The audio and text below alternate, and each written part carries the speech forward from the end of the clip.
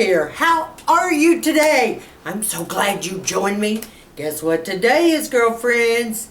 Ask Sharon anything day. And you know, I just want to stop for a minute and say how much I appreciate your sending in all of your questions that you have about anything you want, because this has been great. A lot of you I've had to answer offline as well. But I want to thank you very much, and I had no idea y'all had so much on your mind. Now, for those of you, if this is your first time, scroll on down and hit that subscribe button. And then next to it is a little bell. Go ahead and hit that bell. That'll notify you of all my upcoming videos. Generally, I post Monday, Wednesday, and Friday, okay? All right, let me put my eyeballs on, because, you know, I can't see anything anymore, I swear, even since I had my new eyeballs. This is from my so-called life. Said, I just love all of your answers. You are so funny. Every time I click on a video of yours, I just can't get over how stunning you are. Thank you very much. I would like to know what you use on your hair to keep it looking so healthy and shiny. My hair is dry and dull. Just love you, girlfriend. No, let me tell you, I don't do my own hair.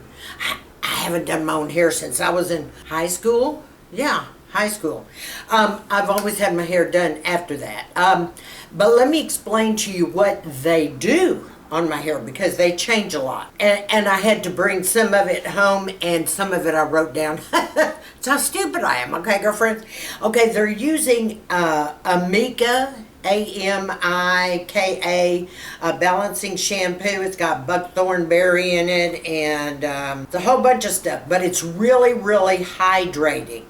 And it's gentle at the same time, but super hydrating, because obviously since I bleach my hair every other week, then, you know, it's going to dry out. Then after they shampoo it, they put on what you call Amika's Nourishing Mask, and I sit there for about 20 to 30 minutes with this mask on my hair. I do that, and I have a bag on it to keep all the heat in, so I just sit there doing my thing. Afterwards, I rinse all that out, and then they put on a cream by Amika. It's a leave-in cream. They put that in. Then they put in Aquage gel and an Aquage mousse thing for volume, like I really need it, right? And then they style it. And what they do is they blow it all out. And people have asked me all the time, do I wear a hairpiece? Oh no, this is it. And without the curls, it comes to about here, okay? And my hair is cut every week. Every single week it's trimmed. The dead ends, and then around my ears because it grows out, and around the back because you know we're short. And you know I got to have my spikes on top. So then after they do all that, they blow dry it out. There is a tool, long tool, when your hair fits in, it goes winds it up like a curl, and you hold it there, it goes beep, beep, beep, beep. And then you take it out, and curls curl, and they do that from here forward. And then after that they use Aquage. Hang on, I know y'all are laughing, and I don't blame you. I don't even know what the hell that is. Okay, let's see. Yes. Then they use like a setting spray by Aquage. Then they use a freezing spray. Then they use Kenra hairspray after that. So actually, see, my hair's only done once a week. And I'm a back sleeper, you know, because I've got to save my face. So everything stays intact, except if the back gets flat, I just take it and pull it out with my fingers, literally like that. I don't have to spray or do anything with it, and it holds once a week. Now, when they bleach my hair, they use a product called Olaplex, and they also mix that in with the kind of bleach that they use on my hair, and that's every other week. So I use the Olaplex, so that keeps it strong. But that's what it takes, all those products, to keep it shiny and healthy, because I've always had something on my hair to change with the color, or it's been frosted before back in the old days, it's been highlighted, it's been bleached, it's been colored, and this has been going on since the age of 15. You follow me? Okay, so yeah, I have horse hair, trust me. It's real strong, but it's always been real thick and healthy. Of course, as I get older, it gets a little thinner, what can I tell you, girlfriends? But I'm not anywhere near bald, so I'm not even worried. Okay, I hope that answered your question, baby girl. Everybody, I think y'all, sometimes y'all ask me about hair just so you can sit there and laugh your butt off. because you know I don't know jack squat about that. I don't even own a blow dryer, honey. Or I don't even own any shampoo or anything. I mean, I just get it done, you know, and I sit back and just, that's it. The next question's from Barbara, and she says, I have milia under and on my upper eyes. Other than surgery or laser, what product can you recommend? First, Barb, let me tell you this. There's no product that helps get rid of milia, really. Even by putting taking a Q-tip, put a little glycolic acid, it's not going to get rid of it. The best way to get rid of milia is to go to your dermatologist and they lance them off. It's quick, it's fast, it's easy, and it's painless, basically, okay? Now, it's not that perhaps more won't grow later in different areas, because that's the way milia hits us, okay? It goes along with everything. It's not just the different products we use. It's the diet, it's the genetics, it's the, you know, certain stuff we eat, it's certain products we wear. What can I tell you? It is what it is, you know, and it's after menopause usually, and just at the end and after when it gets worse. So just go to the dermatologist and just have her just lance it off. They just put a little slit there and lance it off. Bingo, bango, it's done. Piece of cake. And you don't have the ugly things, because gosh, I know they're ugly. They look like cysts. They're tiny little cysts is what they are. And it's a buildup of the sebum that has been collected into the skin cells that you just can't seem to fluff off or get rid of. And it's not that you're not exfoliating enough. It's just what happens sometimes if you're overactive with oil in certain areas too. Go have a land stuff, honey. Easy peasy. Thank you, Barbara. Appreciate your question. Okay, next question. Sharon, can you tell me about masking? Which ones are good? I just used an SD clarifying mask this AM, but I know that's not what you mean, okay? This is from Judy Goldfarb. Judy. I never use a clarifying mask in the morning anyway. I always use all my masks in the evening, never in the morning. Now I'll use little eye, patches right in here, while I'm waiting for my skincare to sink in or something like that. But other than that, all my masking is done in the evenings, including weekend evenings, okay, that kind of thing. Now, let me tell you about the mask.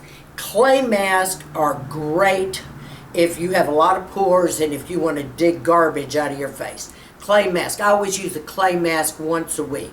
I use the Guerlain pink clay. It's heaven. It's all natural. It's pure. It's purity and pink. And boom, my pores are clean. I also use my glycolic acid on the weekends. But let's get back to talking about the masking itself. Masking, to me, I like it for more hydration. So I'm going to use the Martini mask. I'm going to use the Estee Lauder, the full super hydrating mask. It's a little pricey, $24 to $26 for one mask, but it's a real treat. I did a video on it before. It looks like the Tin Man. Okay, you can check out that video if you'd like. I use the Martini. I use the Corona. I use a number of masks. I try to stick with masks that are super, super hydrating. All right, but I try all different kinds. I'm big on avocados and honey and any type of hyaluronic mask, collagen masks, all that. It's super hydrating. Those are the ones you want to use. Now, I always wear a silicone mask on top of my sheet mask to hold it in firmly. I also use a little jade roller to go up and down on the mask to push the products deeper and deeper into the skin, because that's just my gig. But I always leave them on for at least half an hour. It's my zen moment, it's my quiet time, and I know that the masks are really doing their job at that time. The majority of these masks you can get at TJ Maxx, even Corona, you can find some there. But now the Martini mask, you should go online for that, okay? But they're absolutely fantastic, girlfriends, okay? Thanks for asking, sweetheart. Robin Savalas. All right, Sharon. I have been on Retin-A for 1 year and really don't see much of a difference. What else can I incorporate into my skincare to maybe help boost the effects of the Retin-A? I am 61 and I would love to look younger. Would appreciate any suggestions you have. Thank you, sweetie, doing so much to help us all. You're welcome. First of all, Robin. if you're not seeing the effects of your retin-A, you didn't tell me which percent you're using. But if you're not seeing the results right then of that percent, you need to graduate to another higher percentage. That's what you need to do. You don't understand. If you have the right percentage, you're going to see the effects of retin-A. You got to be deaf, blind, dumb, and a corpse not to. I mean, retin-A is fantastic. This is what's most effective, is the retin-A of all. And of course you have your vitamin C, and your vitamin C is an antioxidant, taking care of the free radicals. Then you've got growth factors and peptides, and that helps with the elastin and the plumpness. Nothing is going to boost the effects of retin-A except a higher percentage of retin-A. So you might talk to your doctor about that, okay? More retin-A, girlfriend, or more often. Let me know what percentage you are wrong, okay? This is from Patty Jo Pickleman. How cute. I love that. Oh, hi Sharon, hope you're doing well. I am a retinoid user. Like everybody, I hope. Good girl. And I was just curious what brand of retinoid you're using, and does it require a prescription, or do you purchase direct from the seller? Okay. Whoa, whoa, whoa. I don't even want to get started on that, but let me explain to you. I use retin-A. It's tretinoin, okay? 0.1. I use the strongest. I use a cream. I don't use gel because my doctor said gel is too drying for my skin. Since I have dry skin, I need to stick with the cream. Actually, the cream is a little stronger in effectiveness than the gel anyway.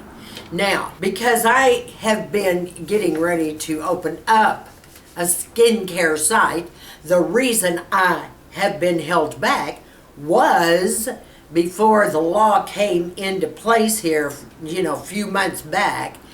I had already ordered all the retin-A, I should say my doctor did, to put on my site and blah, blah, blah.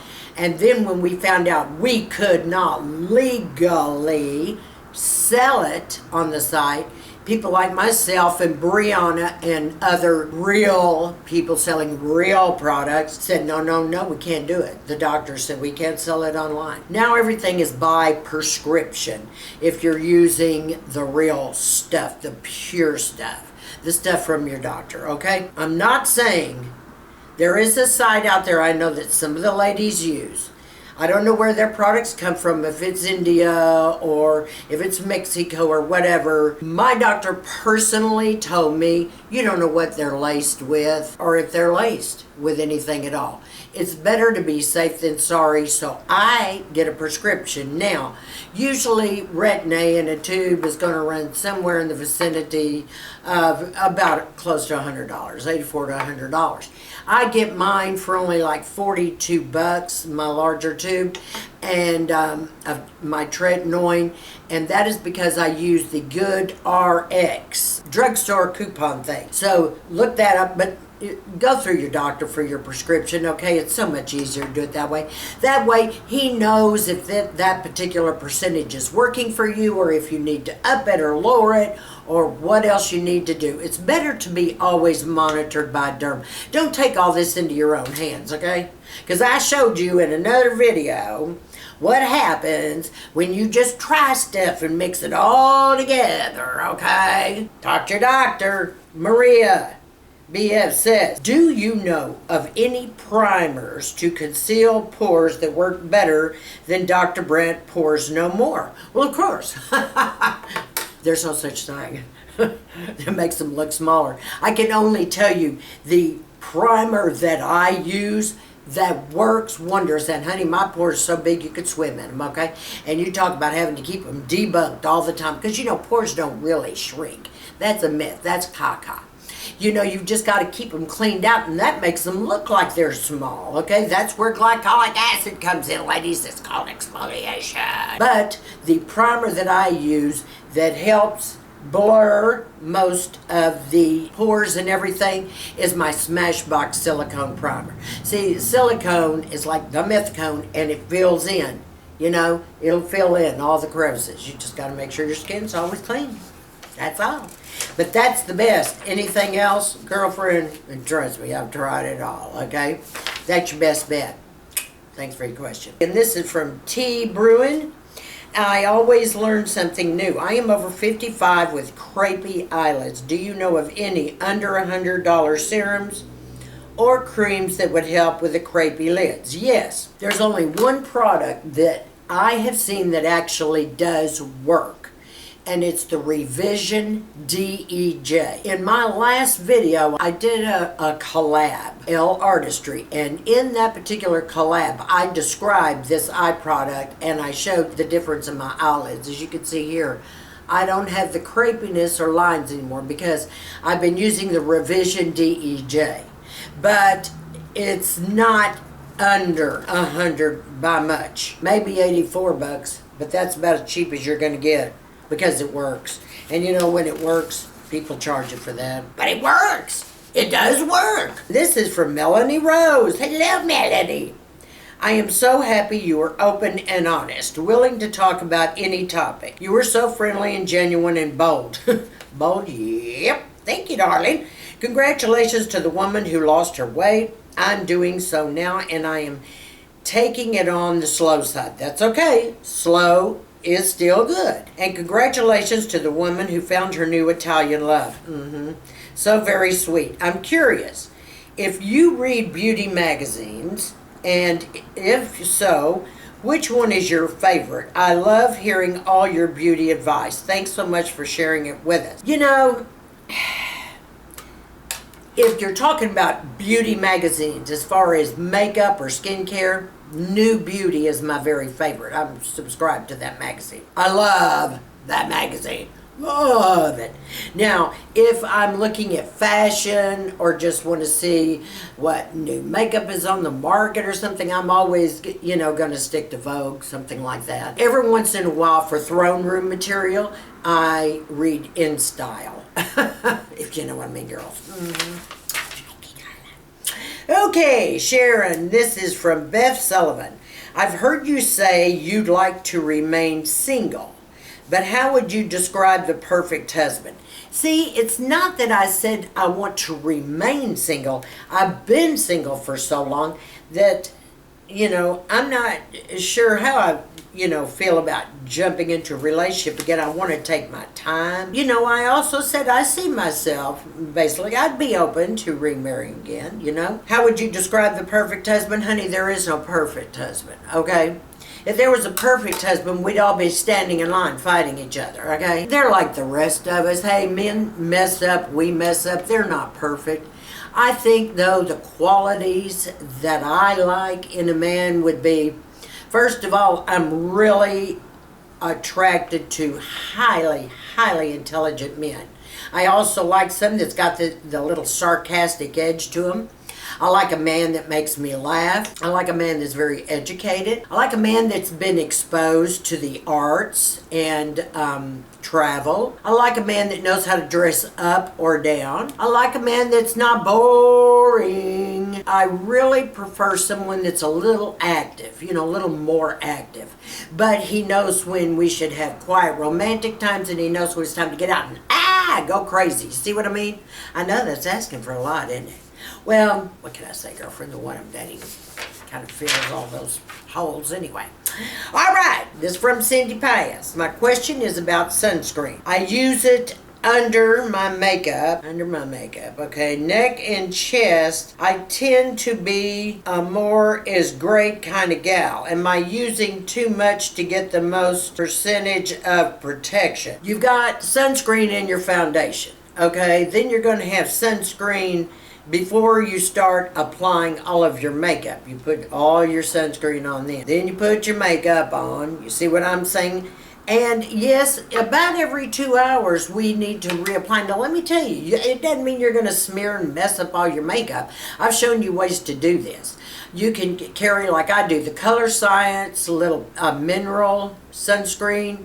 You know, it's got a brush on it. You can carry that in your purse or anywhere and just take it out, even when you're at a red light. All over your face, stick it back in your purse. Voila. You can carry a spray, that Kula type SPF spray, 50. Of course, I use that more on my arms, my hands, my legs, that kind of thing. But you can spray it on your face too if you close your eyes. Yeah, you're going to have the protection if you do that. Now, I wouldn't slosh it all over the place where you're dripping in the stuff. You know what I'm saying. Just make sure a couple of hours you apply it in some way. You know, the Color Science mineral powder, it's a little pricey. It's gosh, isn't it what, 60 to 80? I think it was I think it cost me $80 or something. But it lasts forever. Okay, that is an excellent sunscreen just to run around with, because you can go out to dinner, you excuse yourself, go into the ladies' room, all over, because you know you're still getting sun coming in all different areas. Thanks for your question, sweet cheeks. Okay, next question is from Kathy Hopkinson. I want to know what you did to become so comfortable in front of a camera. I'd love to be able to have your stage presence. Any tips or tricks? Honey, I've been in front of a camera for so many years, I don't know what. But you know what? Some people are just naturals. They really are. And all the years that I have been in front of cameras on TV or interviewed by people, been on the radio, which has been almost 35 plus years, you just got to be yourself. And you just got to have fun. Just be yourself. Who gives a hairy rat's what anybody thinks? Get on there and be yourself. Don't be shy. I mean, who cares? What are they doing? Paying your rent and your bills? I don't think so, girlfriend, okay? What I do, and I teach a lot of my clients, I coach them on this kind of thing too, especially public speaking. That's when you really get serious. You can't just sit down with YouTube and just be so comfortable. You go yeah, okay, you know, all the wrong things that we do here, we never do on stage. I want you to know we can flip from one end to the other, and there's a reason we do that. It's not necessary, but it's a reason we do it. Now, when we're on stage, it's a different ball game. We're really serious then. And we spend a lot of time in Toastmasters. You can start off there. I always take my new students that are ready for something like that. I stick them in front of a mirror. And I make them do exercises in the mirror at home. I make them talk about themselves. I make them tell a story about a friend or an event that took place. Let them get animated. You know, they feel more comfortable when they're not in front of someone else. It's so funny. People think when you're right in front of a camera, the whole world's watching you. Well, who cares? It was never uncomfortable for me anyway. You can go in and you can do a live show and you got a whole audience in front of you and you're sitting up there and cameras are all around you. But still, it doesn't bother you because I signal in on one or two people like I'm specifically talking to them in an audience anyway. Do you see what I mean? Because they're closer to me. Be yourself. Because you can knock it out of the ballpark. Say what you'd say if you're with your bloody girlfriends, okay? Don't worry about what people think. I mean, Stugatz, you know, who cares? Be yourself. Have fun. Thank you so much, ladies, for joining me today. That's all we have time for now. I want to thank all of my new subbies for coming on. I love you. I'm really getting to know you. I was just overwhelmed this weekend and inundated with lots of new subbies coming from the collab that I did, and I appreciate it so much. You all are so sweet. And boy, this is a really good group we've got here. So, boy, girls, we're having so much fun. I can't believe it. So, mwah, mwah, mwah. Thank you, my sweethearts. I love you good. For all my subscribers, I want you to stay classy, confident. And give me a big thumbs up on this video, girls, and don't forget to scroll down and ask me any of your questions, okay? I'll see you next week. I love you.